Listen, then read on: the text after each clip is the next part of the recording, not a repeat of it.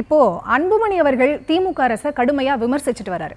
ஆனா நீங்களும் சரி, அன்புமணி தரப்பு எம்எல்ஏவான சதாசிவம் அவர்களும் சரி திமுகவை பாராட்டி இருக்கீங்க.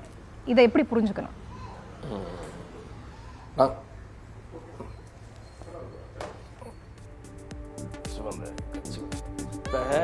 அண்ணன் அன்புமணி அவர்களுடைய தரப்பை சேர்ந்த சதாசிவம் அவர்களை பொறுத்தவரை நான் என்ன சொன்னா, சதாசிவம் அவர்களை பொறுத்தவரையிலே நான் இன்றும் ஒரு அன்போடு பாசத்தோடு மாமச்சான் அவரோடு பழகக்கூடியவர்கள்.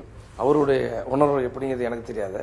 ஆனால் என்னை பொறுத்தவரையிலே நான் நம்ம மாண்புமிகு துணை முதலமைச்சர் அவர்களை பாராட்டு நோக்க, நீங்க பாருங்க, என்னுடைய பேச்சை கேட்டுருங்க. என்னுடைய தொகுதிக்கு நீங்க கேட்கறங்க, என் தொகுதிக்கு வராரு. என் தொகுதியில் நடக்கிற ஒரு அரசு விழா, எங்க மாவட்டத்து சார்பாக அரசு விழா. அந்த அரசு விழாவில் அவர்கிட்ட போய் கோரிக்கை கொடுக்குறோம். அப்பதான் கோரிக்கை கொடுக்க முடியும். சென்னைக்கு போனோம்னா இதுக்கு நான் சென்னைக்கு போய் அவரை போய் பார்த்து அப்பாயின்மெண்ட் வாங்கி பண்றதை விட இங்க வராரு. என்னுடைய தொகுதியிலே அவர் துறையின் சார்பிலே செய்த பணிகள் என்ன? ஏடிசி நகர்ல பாலம் கிட்டத்தட்ட ரொம்ப 30 வருஷமா அந்த மக்களுடைய வேண்டுகோள் போடல. அருண் நகர்ல ஒரு பாலம், சின்ன பாலமா இருக்குது, அதை பெருசு பண்ணி கொடுக்க சொல்றோம். நம்ம ஃபேர்லாண்ட்ஸுக்குள்ள எப்ப பார்த்தாலும் சின்ன மழை பெஞ்சாலே ஊருக்குள்ள தண்ணி வந்துடும். அதை தண்ணி போறதுக்காக ஒரு பைபாஸ் பண்ணி ஒரு பெரிய ஒரு 8 கோடி ரூபாயில ஒரு திட்டம். அதே மாதிரி புது ரோடு ரவுண்டானா, நம்ம வெள்ளி தொழில் பூங்கா, நம்ம ஆவின் பால் பண்ணை பக்கத்தில், இது மாதிரி பல சாலைகள், இதெல்லாம் கேட்டேன், கொடுத்தாங்க. அதுக்கு நன்றி சொல்றோம். அதை தாண்டி என்னுடைய சேலம் மேற்கு தொகுதியை பொறுத்தவரையில நகரத்தோடு, அதாவது மாநகரத்தில் பொறுத்தவரை 45% மண் பரப்பளவு கொண்டது எங்க தொகுதி தான், என் மேற்கு தொகுதி தான்.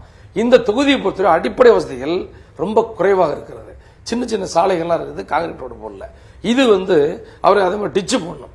இது யாருடைய துறைனா சிறப்பு அமலாக்க திட்டம், துணை முதலமைச்சர் துறையில வருது. அவரை பத்தி 4 வார்த்தை பெருமைப்பட பேசி, ஐயா என்னுடைய தொகுதிக்கு இதை செஞ்சு கொடுங்கன்னு கேட்கறதுல வேற நான் சொன்னோம். உடனே அவர் ஏத்துக்கிட்டாரு.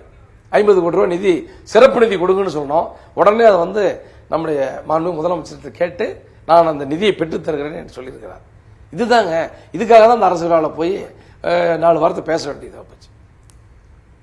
இது மாதிரி என்னை தேர்ந்தெடுத்த தொகுதி மக்களுக்காகவும் என்னை உருவாக்கிய சேலம் மாவட்ட மக்களுக்காகவும் இந்த மாதிரியான பணிகளை தொடர்ந்து செய்து கொண்டுதான் இருப்பேன்.